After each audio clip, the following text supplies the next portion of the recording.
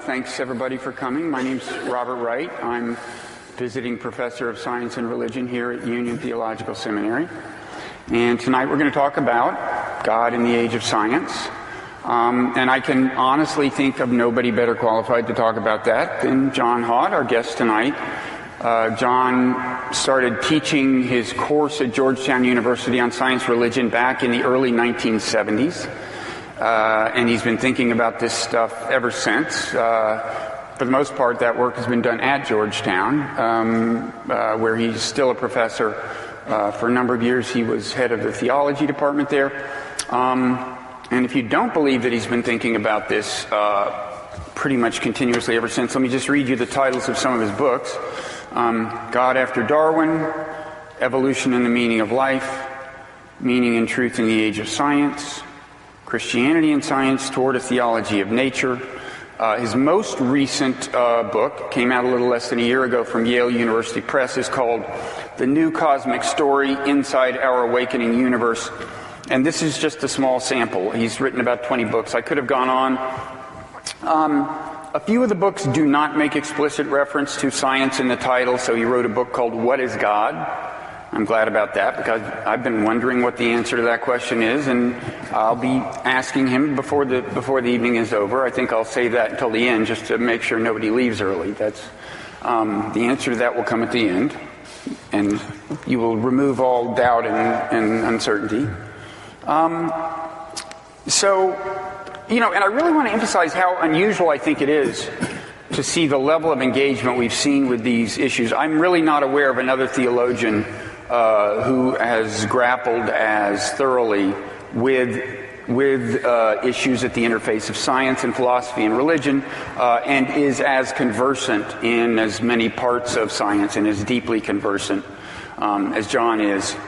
One interesting thing about John is the extent of his emphasis on respecting the authority of science within its proper domain.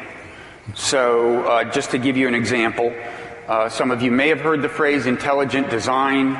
It's a kind of a movement, a set of ideas whose upshot is, you could say, is that evolution as it's taught in the classroom is not enough to explain evolution. In other words, you can't explain, according to intelligent design, you can't explain the evolution of complexity and of human beings entirely through kind of the Darwinian mechanisms that are taught in the class.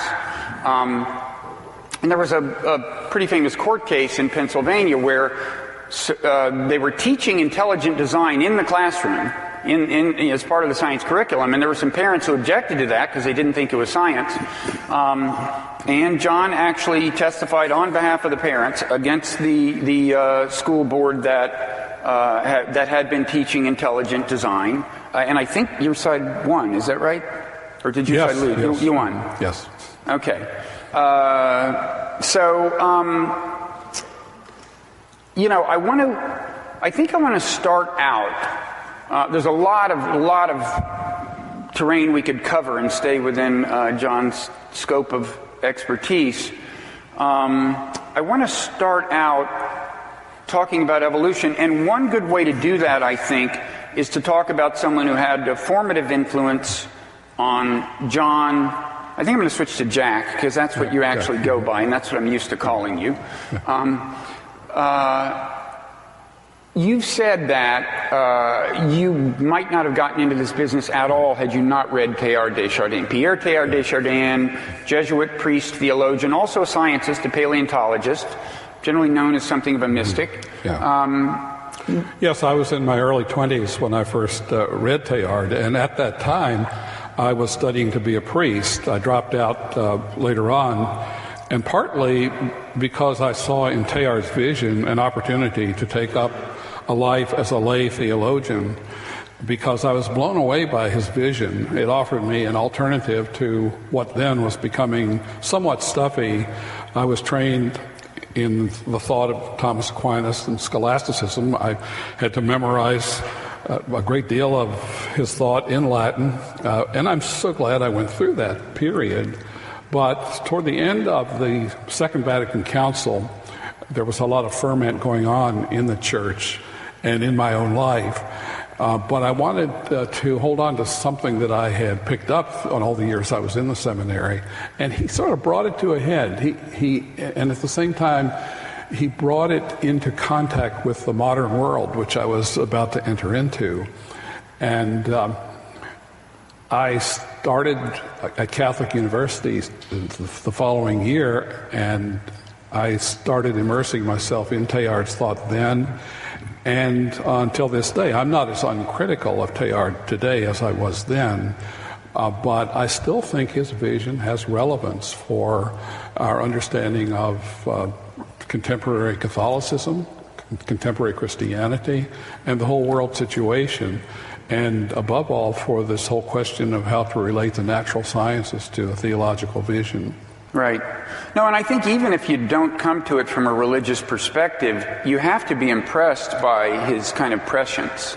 I mean, he was writing back when most Americans did not even have telephones yet, and he was saying, you have to realize, if you look at where technology is heading, we're building a planetary nervous system. We're building a giant global brain, and this is a century before the internet, or at least a century before the current manifestation of the internet. And he used the term noosphere to talk about this emerging thinking envelope of the Earth, and it was a vision of a kind of the kind of humankind as forming the kind of brain of what you could see as a kind of giant superorganism. So I think on those grounds alone, you have to be impressed by his vision. I think he deserves more attention than he gets. Yes, he was really one of the first scientists of the 20th century to have discovered and to make a point of emphasizing that the universe that we live in has the character of a story or a drama. It was only after Einstein that we could really firmly conclude to that, but he was one of the first to pick up on that. And he said we have to get into our thoughts, into our faith, into all of our thinking, the fact that the universe that we live in is still coming into being. And all the great traditions that we come from, none of them knew that. So this makes the whole business of faith completely different now from what it was before, because for the most part, especially in the Christian tradition, the universe was thought of as a background, a stage, a platform on which the human drama was carried out. But after Darwin, after geology, and especially after contemporary post-Einsteinian cosmology, we now realize that the whole cosmos is in motion, is in moving. And that makes religion different. Religion then is not so much something that is done on the earth or in nature. Religion and faith are things that the universe is doing through us. So what's going on in the universe was his big question. And for him, something really interesting. The universe is awakening. It's an awakening phenomenon. It's not just a place where humans awaken or where life comes about. The whole cosmos itself is an awakening process. Awakening to what? For him, it had to be something indestructible if it was to be meaningful. And in terms of that notion of something indestructible, that he wants to talk about the whole notion of God, not so much as the beginning of it all, but as the goal to which the cosmos is awakening. That's his general vision of things. And it's so different from the medieval kind of Catholicism that I picked up in the seminary, and it still prevails in Catholicism as well as in other quarters of Christianity as well. So there's a lot to think about. The difference faith makes, the difference theology makes when you locate it in the context of a cosmos that's still coming into being. Right. So he made a couple of connections that maybe hadn't been emphasized enough. I mean, there were a couple of places he saw continuity where maybe it hadn't been seen so much, and certainly not as a part of theological thought. So one was between biological evolution and kind of human cultural and technological evolution. So He saw that human society was getting more complex and more far-flung and increasingly global in scale, and he saw that as an extension, an organic outgrowth of biological evolution, which, as he noted, had done the same thing, creating more and more complex animals. Eventually you get humans, then we build this complexity that we are in turn enmeshed in, and then, as you note, and this is a big theme in your most recent book, The New Cosmic Story, he saw continuity between the prebiotic universe, before life, and life. So it's all just kind of a natural emergence, according to him. Yes, throughout most of modern history, scientists and others have acted as though humans do not really belong here. They pay lip service to the idea, yes, we're all part of the universe, but somehow the scientific mind has been estranged from the cosmos, which gave rise to it. And yet, for Teilhard, what is most obvious in the light of evolution and cosmology is that we humans are just as much part of the universe as toads and flowers and frogs or whatever. And so if you really want to understand the universe, you can't leave mind, you can't leave humanity, and you can't leave our creativity and our inventiveness out of the picture of your understanding of the universe. Mm-hmm. The universe and humans are a package deal. And unfortunately, we've made physics the paradigmatic science, but physics prescinds from or abstracts from mind. But a wider physics, a wider empiricism, a wider taking into account what we really experience would tell us that we are just as much part of the universe as anything else. So if you want to understand the universe, one way to do so is to start with material subatomic particles, but another way is to start with mind and all that mind is capable of doing in the way of creativity, in the way of belief, in the way of faith, and in the way of inventiveness and so forth. And all that's part of a very rich picture of the universe, which we still don't believe. Right. So for starters, of course, obviously, Teilhard saw purpose in this. This was the unfolding of purpose. It was a teleological conception of evolution, which is, of course, not popular among a lot of biologists. Now, I gather there's kind of some disagreement over whether he would be on the side of the intelligent design people or not. In other words, was he positing some kind of ongoing divine assistance, which is kind of the implicit takeaway of the intelligent design people, or did he see the mechanism itself as Darwinian, but kind of nonetheless manifesting a purpose? I think one of the big mistakes that's been made in this whole intelligent design period is people have confused design with purpose. When Teilhard talks about a purposeful universe, he doesn't mean the same thing that intelligent design people meant. Purpose simply means the orientation of a process toward the realization of something that's self-evidently valuable. And is the universe that sort of phenomenon? We think of our own lives as having a purpose if they're dedicated toward bringing about values or making them actual: peace, justice, love, truth, making the environment better, and so forth. That's something that gets us up in the morning. So what he's interested in is the question, is there something analogous to that that's going on in the cosmos as a whole? Is the cosmos in the process of realizing something that's self-evidently good and valuable? And if you look at it in the long run, and you recognize the tie-in between the physics of the universe, the evolutionary character of life, and the fact of humans, there's a connection such that the orientation of the universe toward consciousness, toward awakening, is self-evidently purposeful, because you cannot deny that your consciousness has value. If you're sitting there asking, does my consciousness, does my mind have value? You're valuing your consciousness spontaneously.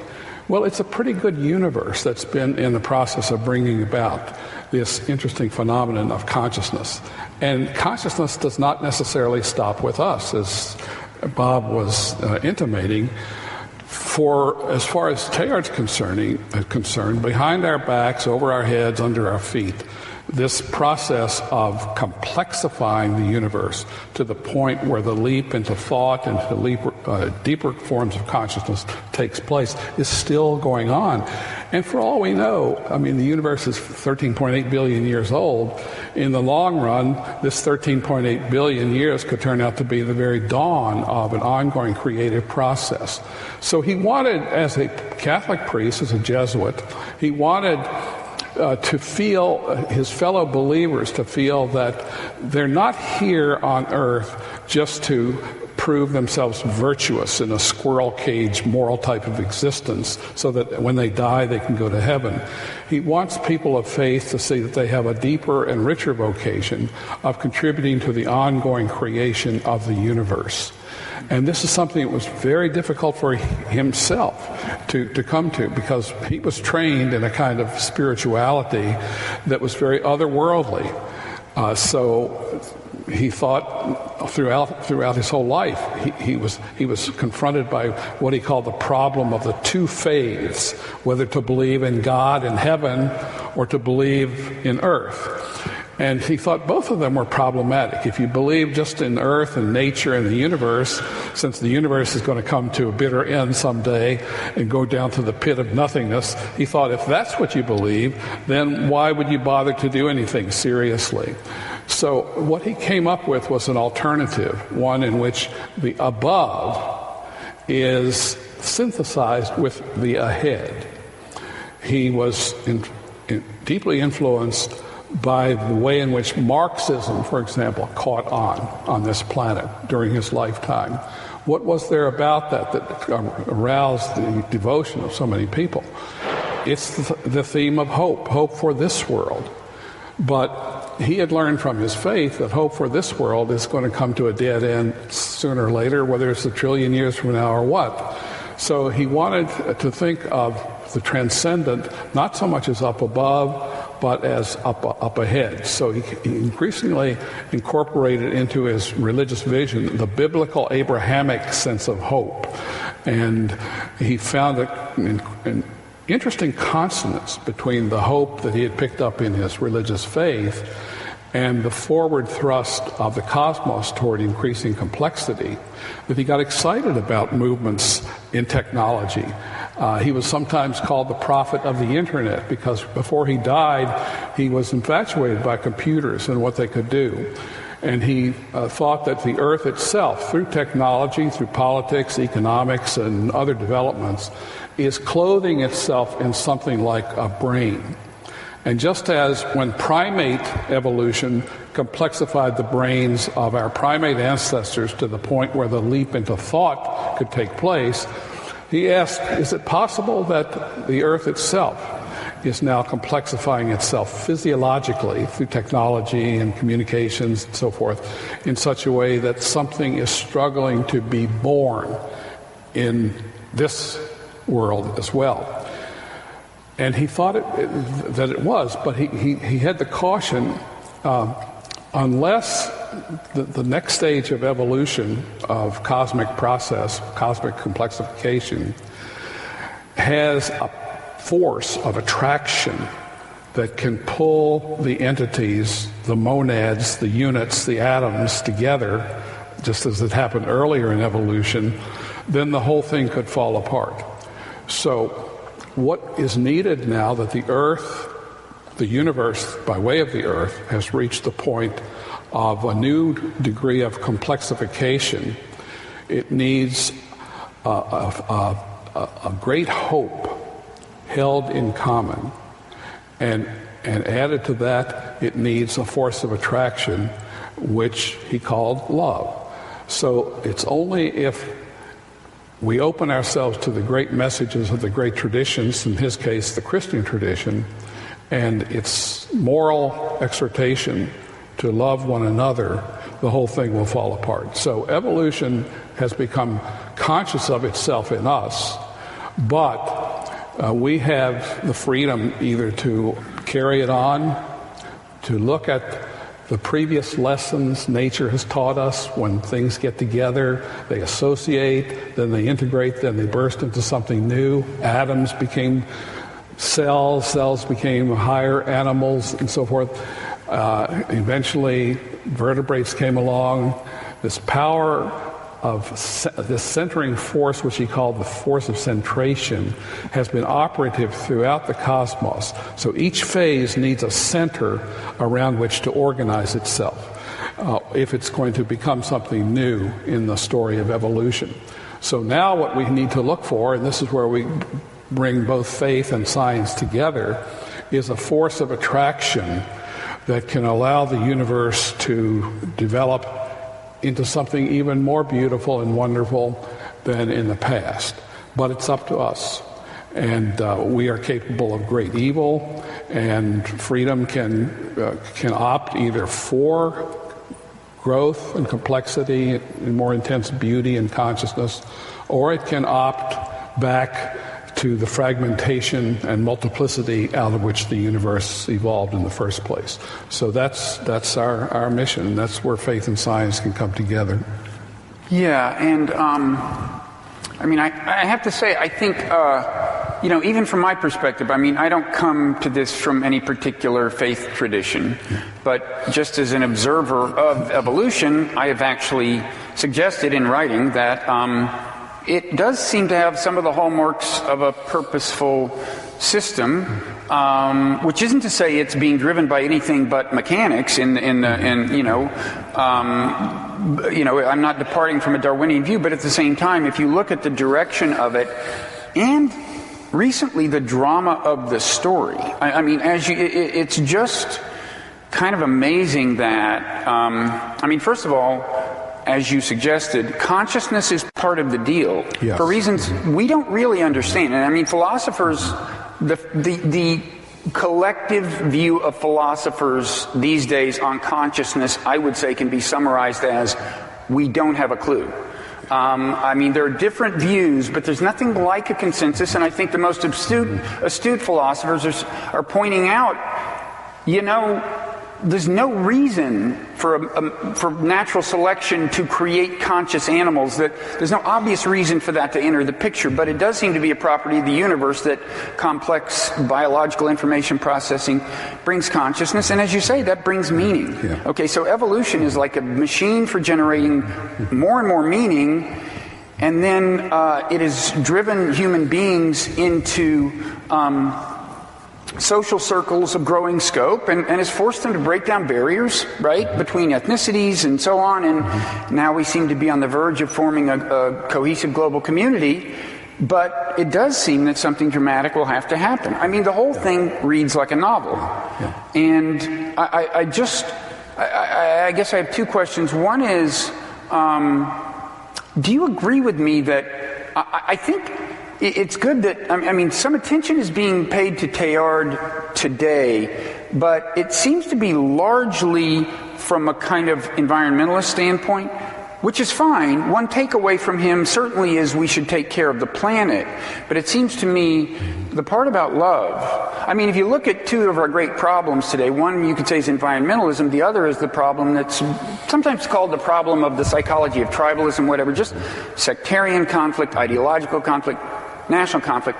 It seems to me that, that's an important, Teilhard speaks to that. I don't think people are focusing on that as much, what he has to say about that. And then also, I'd kind of like you to elaborate a little on this, what did you say, a center of attraction, or, what? Concentration. So what form might this thing we're waiting for take? Very good. Well, let me get to that. Let me go back to your first point about the impact of Teilhard on environmental thinking. During his own lifetime, he was no more sensitive to ecological issues than anybody else.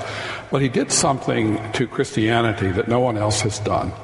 The whole of his corpus of writings was to point out how we can love the earth, love nature, without feeling in any way that we're turning our back on God.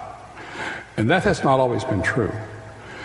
And he also, at the same time, taught us how we can love God without thinking we have to abandon nature. Our way to God is through nature. He's much more naturalistic than maybe previous theologians had been. But at the same time, he's also devoted to the notion of something transcendent, something that's the source of beauty. So kind of like other people, he thought that the purpose of the universe is to maximize beauty. Alfred North Whitehead said this much more explicitly, and so our lives have purpose to the extent that they contribute to the ongoing complexification and beautification and conscientization of nature. So that gives our own lives significance in that context. Your last question was... Well, this idea that we're kind of waiting... I mean, it increasingly does seem clear that we have to move to a higher level of organization, first of all, in a concrete sense, more in the way, from my ideological standpoint, I would say more in the way of global governance, less raw nationalism, but it also seems that we need something in the non-political realm, in the spiritual realm, and I'm just wondering what form might that take? It would be great to know. Well, this is where I would want to bring up one of his most fundamental and creative ideas, and it's contained in the axiom that true union differentiates. True union doesn't homogenize. He was interested in the neo-collectivist movements of the 20th century because they do manifest a kind of almost biological impulse or instinct to unify. But it's not a unity, it's really a uniformity that happens, and it's an enslaving uniformity. This is why he thought we need, in order to have true unity, you need to have the entities that are being unified to feel that they are actually finding their distinct identity by virtue of linking up with others. That applies at the psychological level of persons, and it's a very Jungian idea of individuation, but also at the level of nations, of languages and peoples. So he thought that we need to preserve diversity, which is an ecological principle too, at the level of people as well.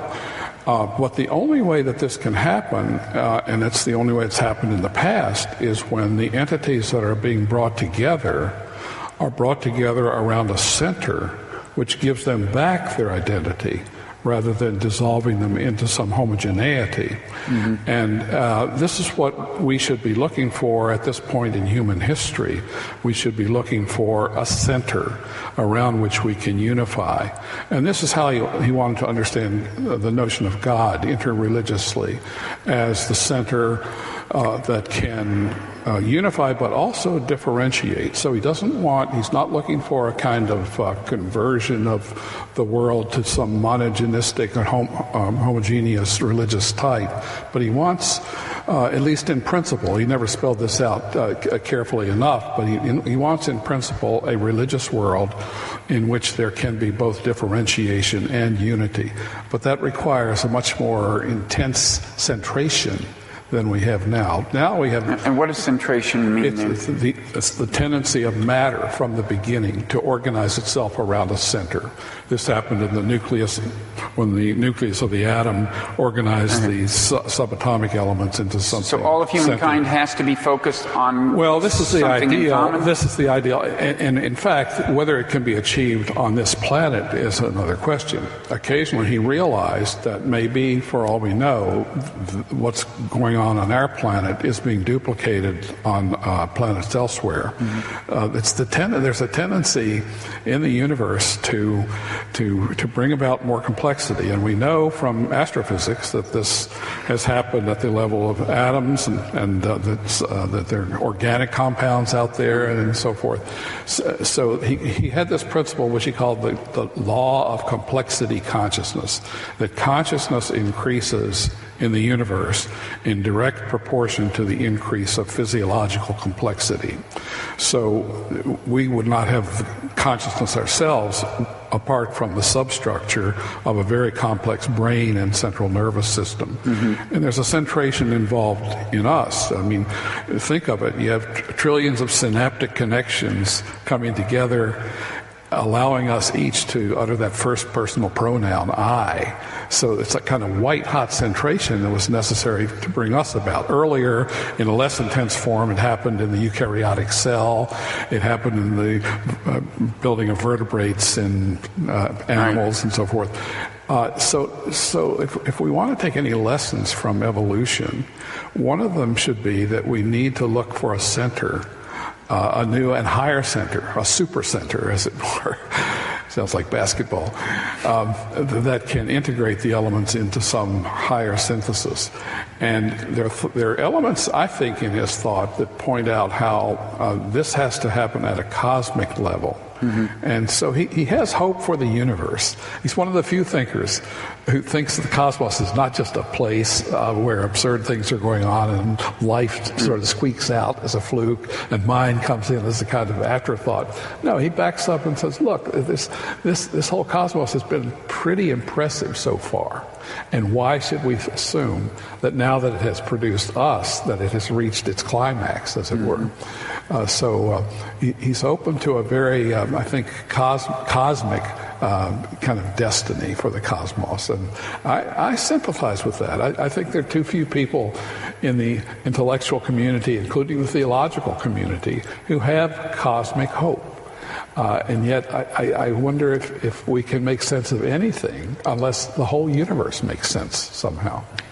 Yeah. So we've spent a lot of time on Teilhard de Chardin, but I think he illustrates a lot of issues that arise if you're going to do theology in a scientific age. And I guess one question he kind of frames is, so if you're going to put together a Christian theology that is scientifically respectable, obviously it's not going to be exactly like what you see in the Bible. You're probably going to have a less anthropomorphic God, a whole lot of other things, and a lot of things in the Bible you're going to either ignore or say are metaphors. But I assume that you would say, I mean, tell me if I'm wrong, that anything that is going to qualify as a Christian theology would feature at least these two themes that we've covered.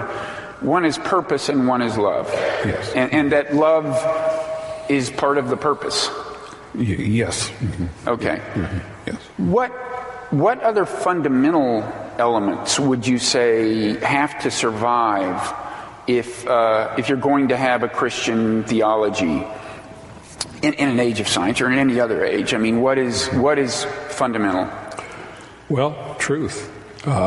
That's the integrating thing to which I refer to as the awakening of the universe. We feel, for example, in that question that you just asked me, I can look upon you as part of the universe. Through you, the universe has anticipated meaning, deeper understanding in your questions to me.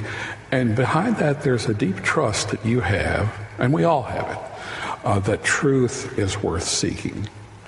And I think that if we're going to talk about science and faith, we have to find some common ground.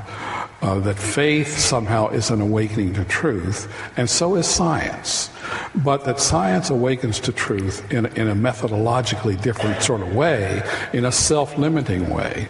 Science says, we're not going to talk, and since the beginning of the modern age, we're not going to talk about purpose, meaning, God, subjectivity. We're going to leave all these things out and talk about the series of physical causes that leads from state A to state B, to put it very simply.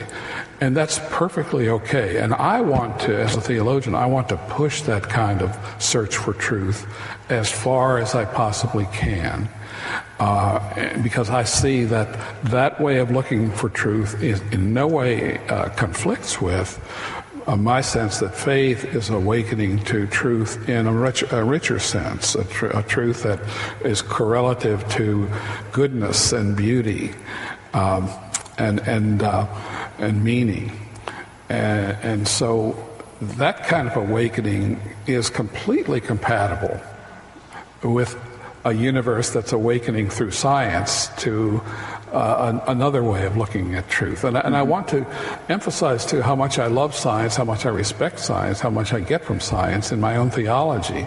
It was science, after all, that discovered step by step that we live in a 13.8 billion year old universe. And it was science that discovered the evolutionary character of life and so many, many other things, which sometimes theology has ignored arrogantly, I think. I believe that pushing scientific method as far as it can possibly go is completely compatible with a correlative awakening to truth and goodness and beauty and in other ways as well. Okay, so I mean, as for the 13 billion years, as you know, Bertrand Russell said, if the purpose of the universe is to create intelligence, why did it take so long to produce so little? Yes. Yeah. I was thinking about that today, though, and I was thinking, as for the first 10 billion years, when there probably wasn't anything alive anywhere in the universe, I think we can count that as basically zero time in a sense. I mean, when I was a kid, I remember the night before Christmas, I'd be so excited, I'd be having trouble getting to sleep, and I remember thinking, if I can just get to sleep, then Christmas will be here, because there will be no passage of time between my getting to sleep and Christmas showing up, because there will be no conscious awareness of the passage of time. And so I think we can dismiss the 10 billion years as being kind of like those, right? I mean, it's not like there was somebody there drumming their fingers. Except right? That's what makes the universe dramatic. Okay. And that's what makes Christmas dramatic for you, but it makes the universe dramatic for me, that it goes through this temporal duration, goes down so many blind alleys, experiments with so many different things. So the metaphor that we have to have for the universe today is no longer design. And for theology, the question is no longer, I think anyway, perhaps I'm an exception, whether design points to deity. But the real question, and interesting question, is whether the drama, the cosmic drama, carries a meaning. That to me is where theology should focus its attention. I think oddly I'm about to sound more old-fashionedly religious than you, which is odd because I'm not very religious. But but doesn't it imply? I mean, a great story implies an author, right? I mean, isn't part of the argument that Teilhard might make? Now, of course, I know Teilhard said God is less in the Alpha than in the Omega, and we can talk about that. But I know you've said that Richard Dawkins is confused in thinking that religion would require a God that designs individual organisms. Yeah. And so his pointing out that natural selection did the job doesn't really speak to the ultimate question. But is it not... I guess I would say, is God not in theological circles still thought of as, among other things, a kind of answer to the question of why there's this place and it behaves the way it does? Yeah. Oh, yes, but there are different ways of understanding why. And one of them is in terms of drama. When you attend a drama or when you read a great novel, you, at the beginning, don't know what's going on. And I want to understand the cosmos as dramatic in that sense. And we're still very, very early in this drama. We don't walk out of the play after Act 1 or Act 2 and think that we have figured it all out. If we're reading the Brothers Karamazov, we don't stop reading after chapter 15 because we still don't know what's going on. We wait it out. We acknowledge that there's a different kinds of meaning. I call it narrative coherence that pertains to the cosmos. And it's analogous to the kind of coherence that occurs as you keep reading the novel. These things are starting to come together. But that requires a kind of discipline which most science, most philosophy does not have, but which the Abrahamic tradition offers, and that's that you have to wait for significant things to happen. And the authentic life in the Bible, in the biblical religion, is the life of waiting attentively in anticipation of something that has not yet come. So meaning has a not yet quality to it in my understanding of faith. And God, as the theologian Wolfhart Pannenberg and others have pointed out, in some very real sense, right now, I think we can say that God, too, is not yet. And the reason we can put it that way is that after Einstein and after Darwin, we discovered that we live in time in a much more intricate and serious and intense way than we did before. So the universe is a temporal reality, and that correlates with the notion of its dramatic quality. And because it's temporal, when you talk about what transcends time, it's not something spatial. It's something that, in a sense, is not yet. And this helps us explain, in a way, or make sense of the absence of God in our lives, that the not yet has not arrived. So how do we connect with God? Not through logic, not through design arguments and so forth. We connect with God by opening ourselves, as St. Paul says, in hope. And hope that is seen is not hope, but that's the condition of the believer from the beginning, and at least in the biblical understanding of things. It goes way back in stories of Abraham, how Abraham did not know what was going on, but he followed the call into the future. What I like to do now is to link up the cosmos much more intricately with the Abrahamic hope for a fulfillment which is not yet, but which we hope for. Now, people might say that's not being very realistic, is it? And that's because we've defined realism in terms of a pessimistic understanding of the universe. The realist, for most intellectuals in the world today, for the academic world in general, the true realist is someone who faces up to the absurdity of the universe and who tries to make some kind of life out of this very dismal situation. And you need courage to do that, and courage is appealing. And so you can have tragic heroes, figures like Sisyphus, Prometheus, and Atlas, and so forth, who are idealized by Russell and Camus and others as a way of dealing with that. But to me, the cosmic pessimist is someone who suffers from impatience. How do we know that this is all there is to it? And this is why the discovery of time by Einstein and Darwin and this new sense of the universe still coming into being is so important. If the universe is still coming into being, how can it be expected to be fully intelligible? It's not even yet fully actual. So actuality and intelligibility are correlative terms. But the universe, if it's still not finished, if it's still not completed, is still not a universe. It's still we don't know exactly what's going on. But we can hope. And there's nothing unrealistic about that, because if you go back, take yourself back to the very first phase of this 13.8 billion years ago, a billion-year-old universe, and imagine that you're there at the beginning and you look out and all you see is this massive, monotonous sea of radiation. Who of us, if we were there, would have thought and expected that out of this very inauspicious beginning would eventually come even atoms, let alone cells, animals, humans, beings who have a capacity for love, who have this passion for truth, and so forth. This is all part of the universe. If the universe has done this so far, why should we assume right here and now that this is the end of it all? Why can't we take it as more realistic, actually, to open ourselves to what is yet to come? That's the only way we could have been realistic in the past. I think this new...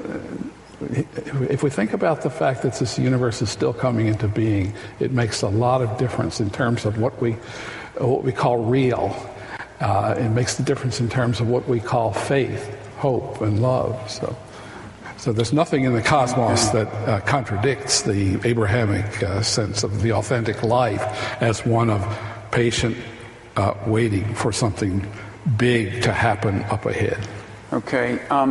So for a while there, you're getting close to this "what is God" question. I said I'd save that to the end, and I do want to get to it shortly, and then open it up for questions. I want to just take a one question kind of detour, because it gets at this question of the domain within which science has authority, and also ways that that fact can be compatible with notions of purpose. It's a metaphor that I've heard you use repeatedly. It comes from John Polkinghorne. It's about a boiling pot of water, right? Yes. When I taught science and religion to my students at Georgetown, one of the things I wanted to get them to realize, they're not going to get anywhere with this problem of science and religion unless they first allow for the possibility of what I call layered explanation. And by layered explanation, I mean to point to the fact that almost everything admits of a plurality of levels of understanding. If you can't allow for a plurality of levels of understanding, then everything is going to be collapsed into one way of looking at things. And then there's going to be a competition between different ways, including science and faith. So the whole science and religion conversation requires, if it's going to get anywhere at all, an acknowledgement that there can be many different levels of understanding. And the example that I used with them, and it's one that I picked up from John Polkinghorne, and I developed it. It's the suppose the pot of water is boiling on your stove in your kitchen, and somebody walks into the kitchen and asks, "Why is that water boiling? Explain it to me." And you say, well, it's boiling because the molecules of H2O are moving around excitedly and they're making a transition from the liquid state to the gaseous state. And that's a very good explanation. In fact, you could spend a whole career as a scientist studying phase transitions. They're very interesting sorts of things. But you could also answer the question, why is the water boiling, by saying, because my wife turned the gas on. It's a completely different way of looking at it. Or you could have answered by saying it's boiling because I want tea. Now, the point of that example is to indicate that there's no conflict or competition between and among those levels of explanation. In other words, you don't say it's boiling because of molecular motion rather than because I want tea. And you don't say it's boiling because I want tea rather than because it's boiling. But so many theology is kind of like an I want tea type of explanation. When I was attending this trial on intelligent design in Pennsylvania back in the 2004, 2005, the way the press formulated what was at issue in the trial was to say, what's at issue here is whether biodiversity came about by natural selection or instead by divine creativity.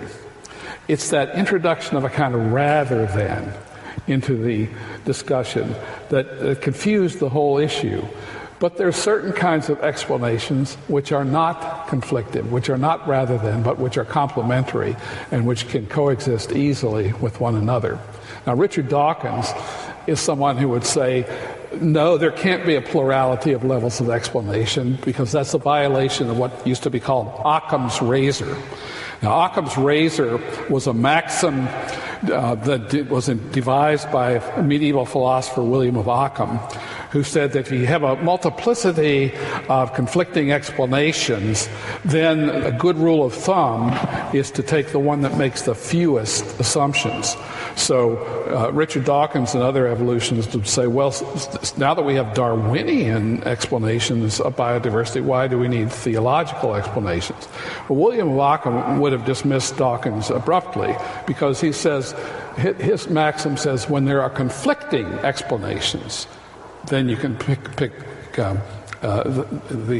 if there are conflicting explanations, pick the simple one. But my point with the layered explanation example is that these are not conflicting explanations. They can coexist very much alongside of each other. So just a simple logical move like that can, I think, go a long way toward making the whole conversation in science and religion much smoother. But in our culture, people are inclined academically and intellectually toward what I call explanatory monism.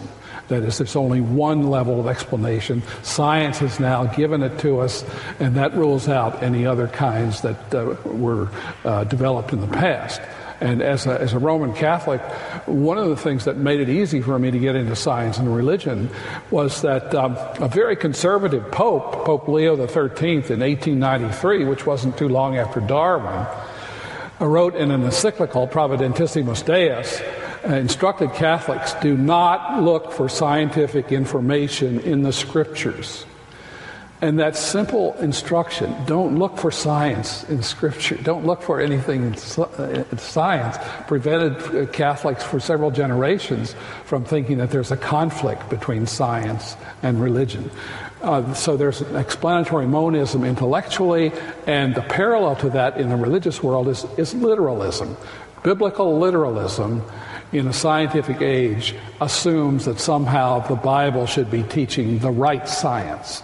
And the right science conflicts with the wrong science of Darwin and Newton, Copernicus, and the rest. If you want a good example of this, go to the Creation Museum in Kentucky, and you'll see in each display they show what biblical science tells us in one part of the display and what non-biblical or secular science says in the other, and they place them in direct conflict with one another. And the assumption underlying that is somehow the Bible is in the business of giving us the purest sort of scientific information. But that's the kind of literalist monism that goes hand in hand with explanatory monism of the intellectual community, and that's a toxic sort of mixture.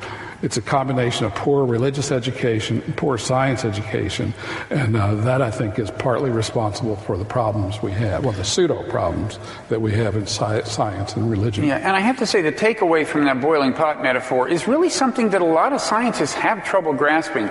I mean, if you say, is it possible that there is some purpose unfolding through evolution, the tendency is to immediately jump to the conclusion that you're talking intelligent design or some spooky force assisting natural selection, as opposed to just suggesting that, well, no, it's just natural selection. It's just this material process driving it. But maybe it was in some sense or another set in motion for a purpose. It could have been set in motion by aliens who planted the seed of life. It could have been set in motion in a kind of non-anthropomorphic way by some kind of meta-natural selection among universes. There have been scenarios like this. But my point is that scientists, you really have to stop and drive the point home. Now, Darwin got the picture immediately. I mean, I think there was a theologian named Charles Kingsley. Yeah, and he wrote Darwin about the possibility that natural selection was an instrument of divine creation, and Darwin's like, yeah, it could be. I don't think Darwin ultimately believed, at least certainly not firmly, that it was. Darwin had trouble with the theodicy, the problem of evil, as manifest in natural selection. He looked at all the cruelty of nature, and he's like, why would a good and omnipotent God create this, which of course is ultimately the same theodicy problem you face without thinking about natural selection. But in any event, Darwin saw that at least there was in principle a possible logical compatibility between a purposive nature and his scientific explanation of how evolution had happened. Well, he didn't object to Kingsley when Kingsley wrote to him. Right. He said, "Thank you for giving us this picture, because this universe that you've given us is much more interesting than the one in which God pulls all the strings, as it were." And Kingsley was one of those who said, as Teilhard de Chardin did later on, that what's really going on here is not whether God makes things, but whether God makes things that can make themselves. And that's the kind of universe we have. And natural selection, let me just say a final word about natural selection. Natural selection is only one ingredient of the evolutionary way of accounting for life.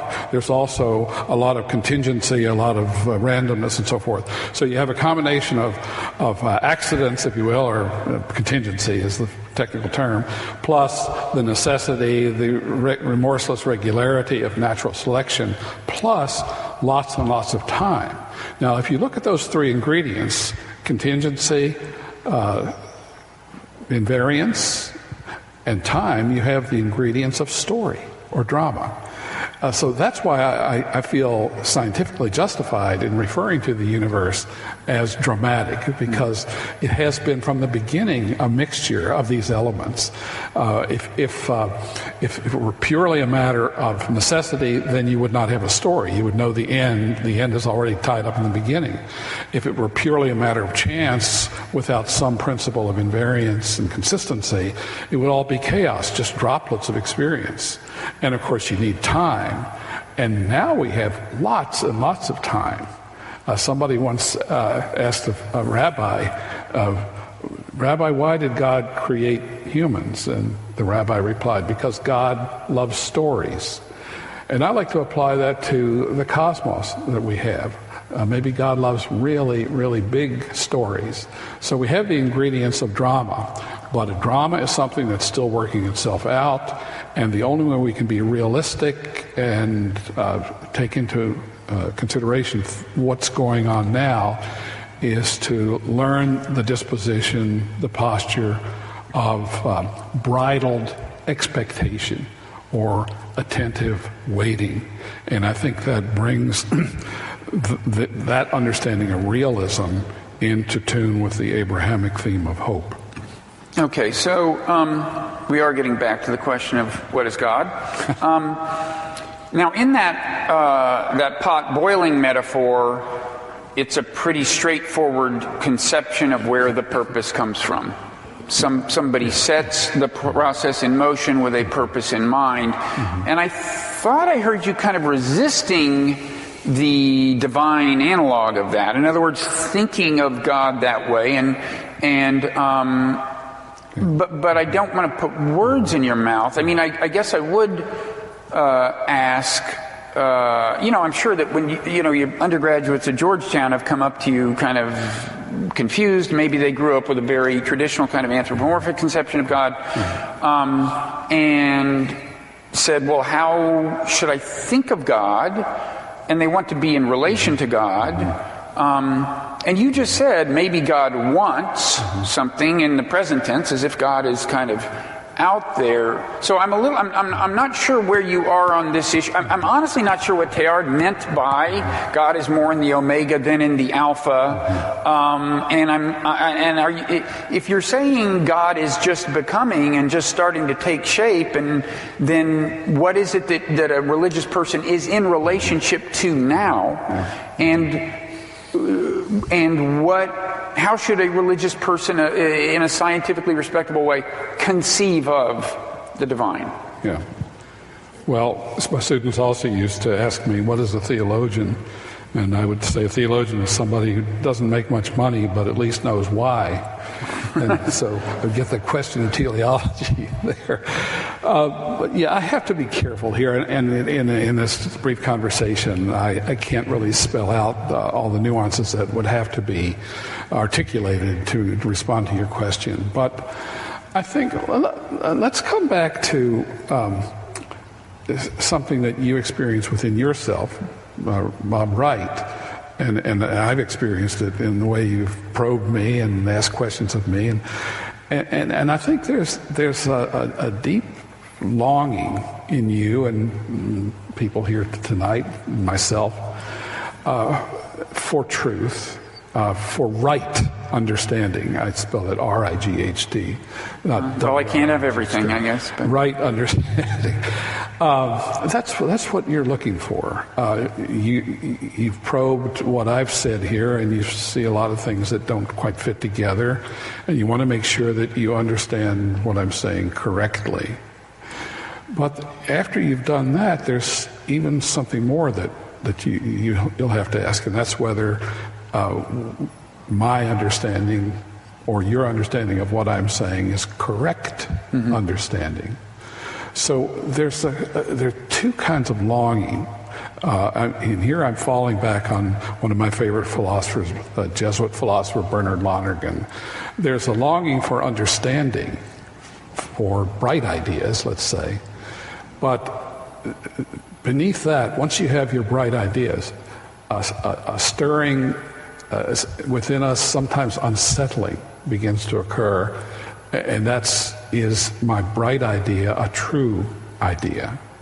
And that takes a certain amount of courage, maturity, and virtue. Some people, as you know, even in the scientific community, can get so entranced by their bright ideas that they must assume they're right ideas. But there's something about good science, and this has sustained the scientific revolution throughout its career at its best, and that's the willingness to give up, to sacrifice our bright ideas on the altar of right ideas. And that takes a certain fiduciary element, as Michael Polanyi calls it, a certain faith element. There's the faith that truth is worth seeking. And I think that to respond to your question, what is God? One way of thinking what God is the depth of truth that has already silently grasped hold of us, surrounded us in a tacit and ungraspable, mysterious way that pulls out of us this longing, this deeper longing that makes us willing to even sacrifice our superficial, though I've gotten rich on these ideas, I have to give them up now. That sacrificial dimension can be possible only if one is, here's where Paul Tillich comes in. Paul Tillich defined faith as a state of being grasped by something of ultimate concern. And I know a lot of scientists who are not believing Christians or in any other faith tradition. I think of Einstein like this, whom I admire because they illustrate this Tillichian, Paul Tillich, who taught here, by the way, many years ago, understanding of faith as allowing oneself to be taken hold of, to be carried away by something so much larger than yourself. So much more worthwhile than yourself, that you're willing to sacrifice shallow understanding for the sake of the pursuit of that.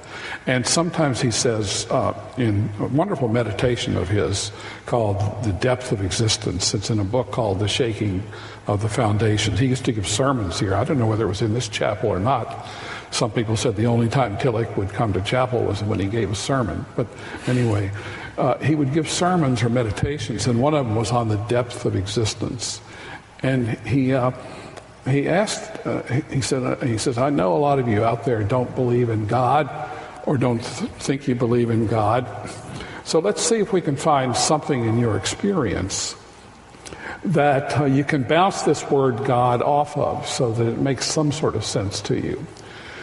And he asked them, as they were sitting there, to reflect on their relationships with others. He said, you form a relationship with another, and you think you know that person, but sooner or later that person will disappoint you or surprise you, so that if you're going to continue the relationship, you have to dig a deeper level. And so you relate to the person on that level for a while. But then the same thing happens over and over again. And sooner or later you come to the realization that you'll never reach rock bottom in probing the depth of that other person. So there's a depth dimension, an inexhaustible depth dimension that you'll eventually come to. And you'll shrink back from it at first because it seems to be an abyss. But if you allow yourself to be carried into it, you find yourself on solid ground. He used very earthly metaphors. So when he talks about the ground of existence, or the ground of being, he's talking about that experience you have of the dimension of depth, where you feel more grounded than you did before. And this experience of depth you can find not only in your relationship with others, but also in your relationship to yourself. When we're young, we form a self-image, mirroring back to us of what parents and siblings and others have thought of us. But as we develop, we have new experiences and so forth. Eventually, we realize that we ourselves are not what we thought we were. He was influenced by depth psychology in this respect, too.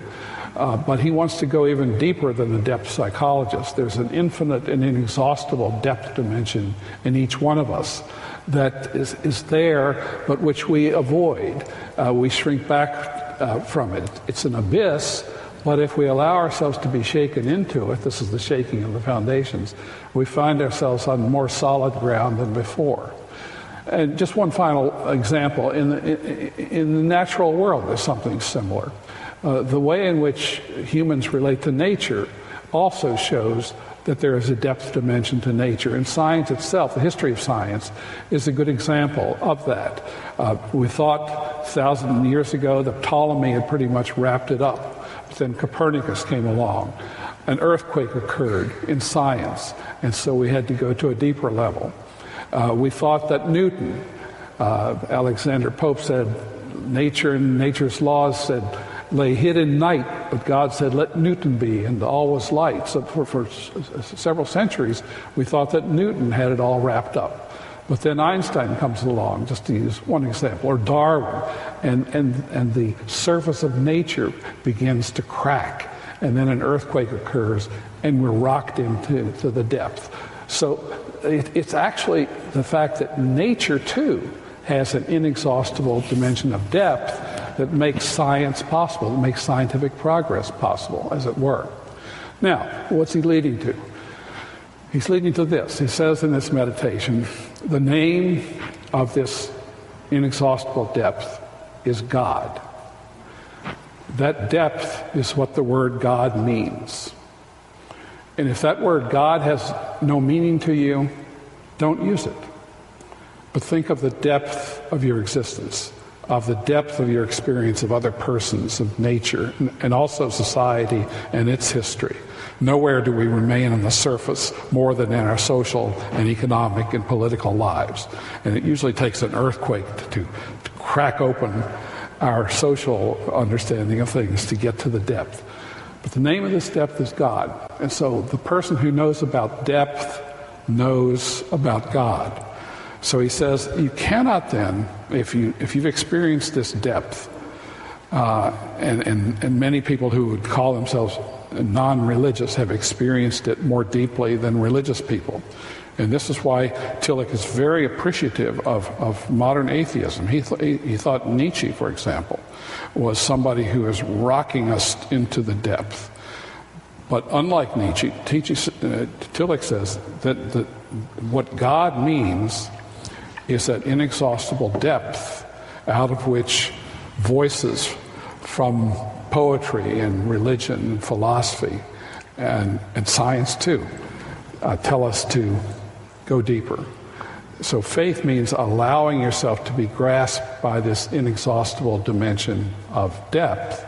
And if that depth is what the word God means, then that is his answer to what is God. So we've gotten around to the answer now. So we're about ready to take questions from the audience. I want to ask one more question, and I think maybe I'll ask for a one-sentence answer because I'm sure they're eager to ask questions. And we've gone on longer than I thought we would, but it's because what you've said has been so rich.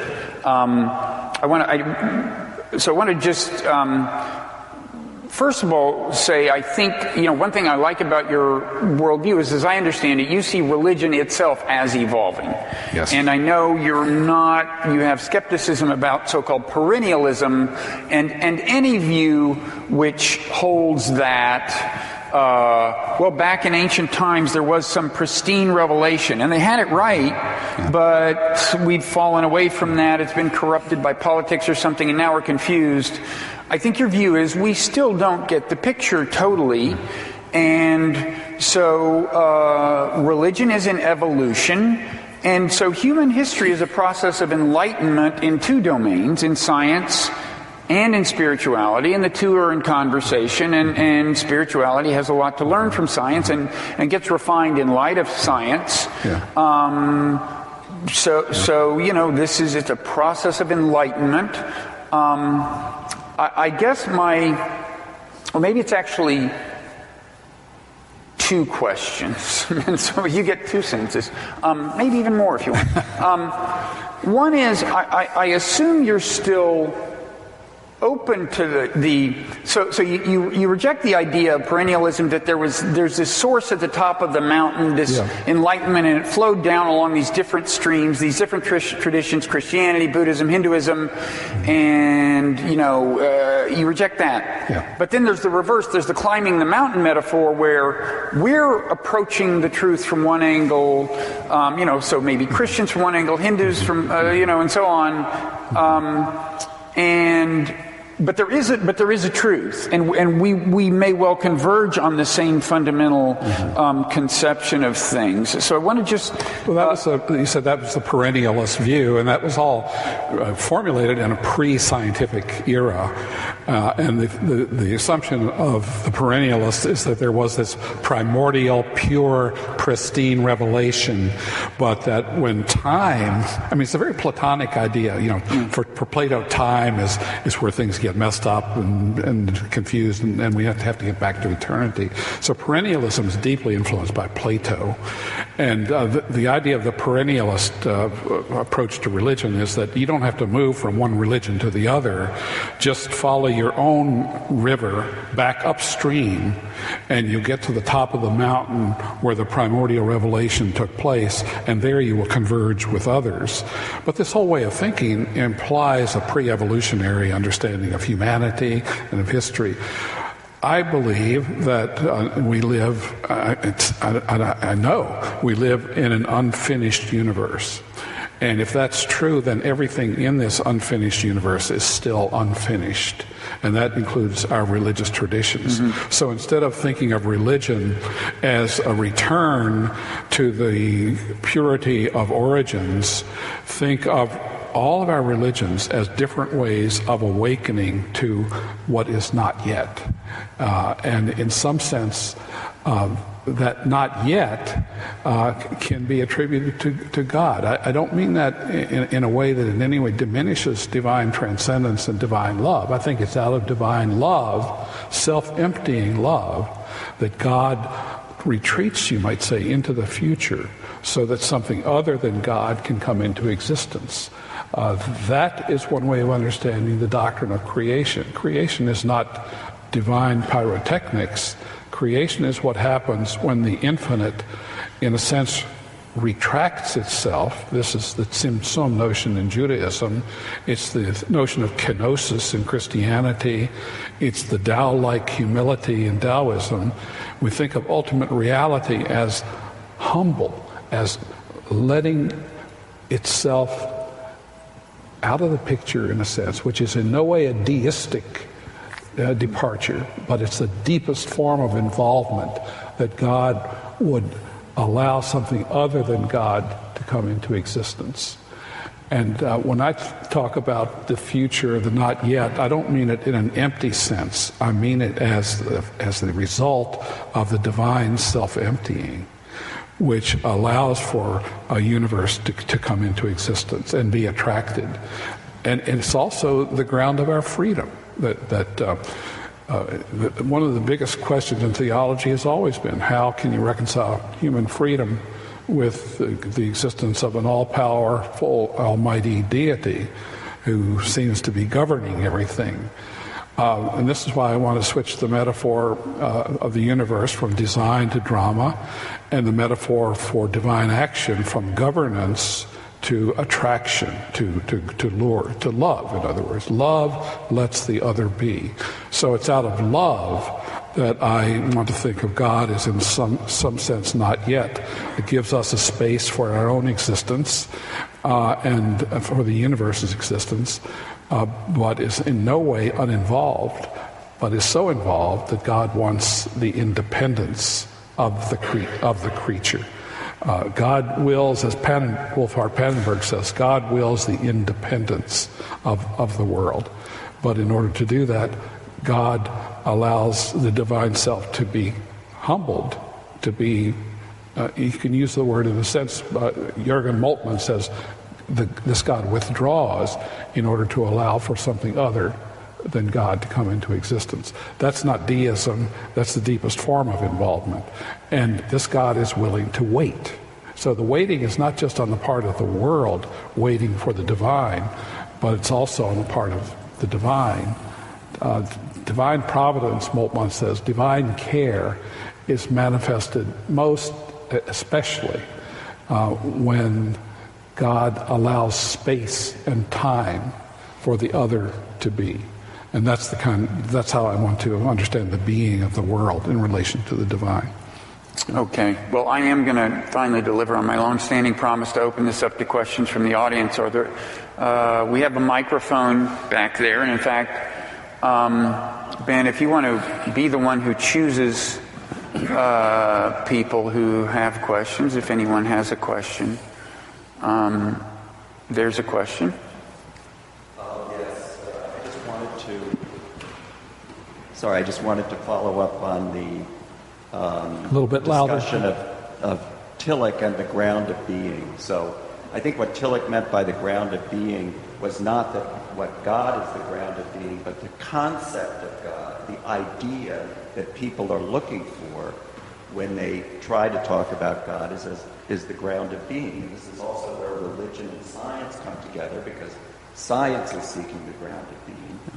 You know, Christianity is every religion, whether it's Brahma, whether it's, Shiva, whether it's the Christian God or Allah or anyone else, but they're all seeking the ground of being. And what Tillich is saying is that you cannot speak about what God is, you can only speak symbolically about God. So there's, the cross, there's this, there's that. Every religion has different symbols and ways of approaching God, just as science does. So you could say the Big Bang is the ground of being for science. And all of these different ways of looking at things have incredibly fantastic explanations. So you have the Christian explanation of a being running around and saying, "Let there be light," and then later creating the sun, the moon, and the stars. You have the Big Bang. You have string theory vibrating in 11 dimensions. You have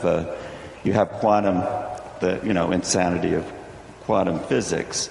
So that was really what Tillich was doing. And he was trying to unite scientific and religious views with that concept. And that's why he would never say what God is. And in fact, he was very clear that God did not exist, does not exist, and the courage to be, in other words. So if you have that has to be carefully understood. Thank you.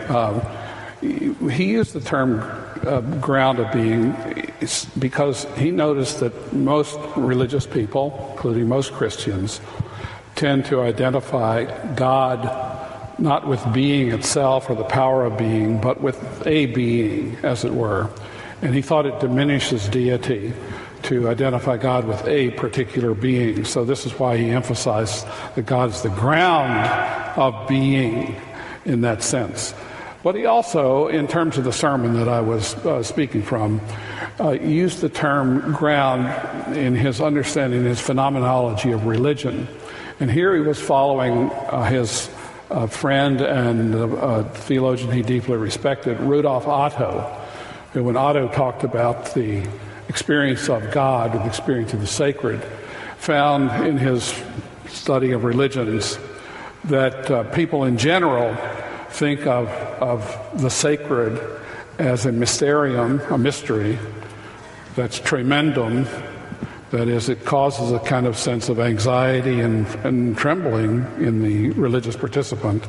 But it's also fascinans, that is also seductive and satisfying as well. So there's two sides to the experience of the sacred.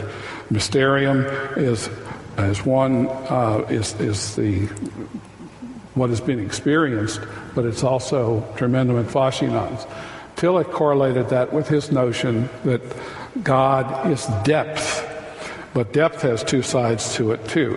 It's abyss, he said, but it's also ground. So he's using ground in that metaphorical sense to correlate with the notion of fascinans in Rudolf Otto's phenomenology of religion. But above all, he was trying to emphasize that we tend to become, religion tends to become idolatry. This is the great insight of almost all the religions. We tend to condense the divine into something that we can manipulate and control. And that's the reason why we tend to identify God with a being. But God is not a being. God is the ground of being. So when he says God does not exist, it's not in the atheistic sense of the term. It's the sense that God is not one being among others. And that's why he wanted to prevent God from being naturalized. And in his conversation with science, he insisted that the real problem is not science, but naturalism. That's the view that nature is really all there is. So. Any other questions? There's one up here. Consider me passé, but where do you put Christ in this? Because Christ is still very good abroad. Yeah. He's still. I didn't talk about that tonight. I usually, most of the time when I talk about religion and science, I do it in an interreligious context. But I am deeply Christian myself, and I have no trouble with the Teilhardian view of Christ as the Christian name for that ultimate meaning or destiny that sums up the whole of cosmic process. Teilhard noticed in his science that the universe seems to be moving from multiplicity toward unity. It started out with just subatomic plasma, but over the course of time, something very interesting has happened. It has increasingly been brought around centers that integrate it into more complex forms of being. Ultimately, Christ fits in as the center in this whole cosmic centration. In order for Christ to be a center, in order for there to be a center that unifies the mass of humanity, the center has to be something concrete. It can't be just an idea. It has to be something real. Secondly, if it's going to appeal to persons, it has to be at least personal itself. Thirdly, if it's to be something that we are in contact with and that can summon forth our fidelity and our devotion, it has to be part of our history. It has to be something available within the context of our human existence. And fourthly, if it's to be a new center that raises the mass up to a new level, intensity of being, it has to be transcendent. And he finds in the doctrines and Christology of the Apostles' Creed and the Nicene Creed the fulfillment of those four elements. And I myself am a Catholic. I go to Mass every Sunday. I have no trouble at all reconciling the Nicene Creed with that cosmic vision. And I learned that especially from Teilhard. Okay, we have time for one more, or maybe we've got two. Maybe why don't you go ahead and both ask your questions consecutively before he answers, and then he'll address them, and then we'll probably have to adjourn. As I listened to you, I was thinking of you and your role as a teacher, and wondering what you might say to a student who burst into your office one day reporting that he or she had just read Bertrand Russell's anthology, Why I'm Not a Christian, and how you might address that. Yeah. Well, that was one of the books that I don't know whether I ever used that in class, but I often referred to it. And to make a long story short, what I try to do throughout my course is try to get students to be able to distinguish between science and scientism. And Bertrand Russell is the paradigmatic example of somebody who was devoted to the ideology, I call it, or the faith system, that science is the only reliable road to truth. He was so saturated by this, I call it, belief system, that it affected everything he did and everything he writes and Why I'm Not a Christian and in his philosophy in general, has a tacit belief system which even he is perhaps not always aware of, that maintains that only those things which can be identified by either logical analysis or empirical discovery should be taken as true. But what I would say briefly is that scientism is a self-subverting, a self-sabotaging belief system. Scientism says take nothing on faith, but yet it takes faith to embrace scientism. There's no set of scientific experiments that you would set up to demonstrate that science is the only road to truth. Because even in setting up those experiments, you're already believing that science is the only road to truth. So scientism is a faith system. And if scientism says take nothing on faith, which is what Richard Dawkins has built his career saying, not just Bertrand Russell, but many others, Daniel Dennett, if scientism is a faith system which says take nothing on faith, then you need not take scientism seriously either. In a nutshell. It's more involved than that, but that's brief. Final question there? I want to ask you about Bertrand Russell's mathematics partner, Alfred North Whitehead, and you alluded to him a couple of times. Yeah. And I wonder how much he's influencing your views of the evolving cosmos, and particularly the consequent nature of God, for example, since you look toward the future. Yes, when I first started teaching my science and religion course at Georgetown, I saw that I needed a philosophical framework which was more rigorous than Teilhard's. And I had been trained as a Thomist, and that's a rigorous system, but unfortunately Thomism, and I still believe this, was ingenious in his own century. If Thomas were here today, and as venturous as he was, after all, he went to a pagan philosopher, Aristotle, to get concepts to understand his own faith system. If he were here today, he would not be a Thomist. He would be looking for other ways of articulating what we understand about the world. And I found in Alfred North Whitehead a philosopher who had based his philosophy on experience of so many different areas of life, including the aesthetic, including mathematical, including the philosophical tradition, part of which he was familiar with, but including also religious experience. And he wanted his worldview to be based on a wide range of experiences. So I found in Whitehead somebody that I still love dearly.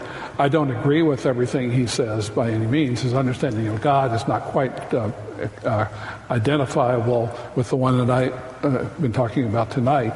But what I learned from Whitehead more than from anyone else is how science, which he loved himself, is a very abstract way of looking at the world. It leaves out most of what's going on. And you need another kind of discourse to retrieve the richer dimensions of reality.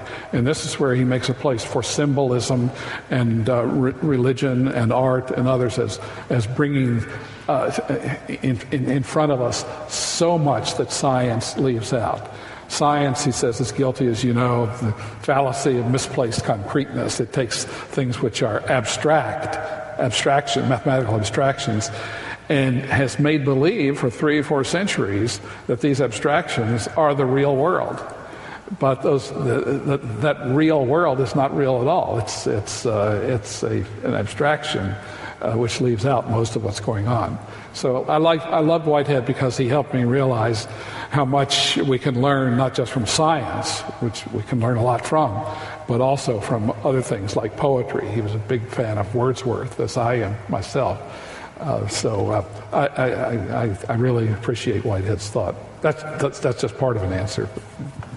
Okay, so again, thank you all for coming. And John, I just really have to thank you. We've gone on a little longer than I expected, and that's because I was so interested, and I could have gone on Time is a infinite. lot longer. Yeah, I think we saw tonight the fruits of a long body of work, and I'm not the only one to have noticed that, because I know a publisher approached you recently about putting together a volume called A John Haught Reader, which will come out in a month, the kind of greatest hits. So you could, his most recent book is called The New Cosmic Story Inside Our Awakening Universe. You can get that and also get the next book in a month or two, A John Haught reader. So I really want to thank you for coming to talk to us tonight, and especially to thank you for the decades of really earnest grappling with deep questions that set the stage for tonight. So thank you.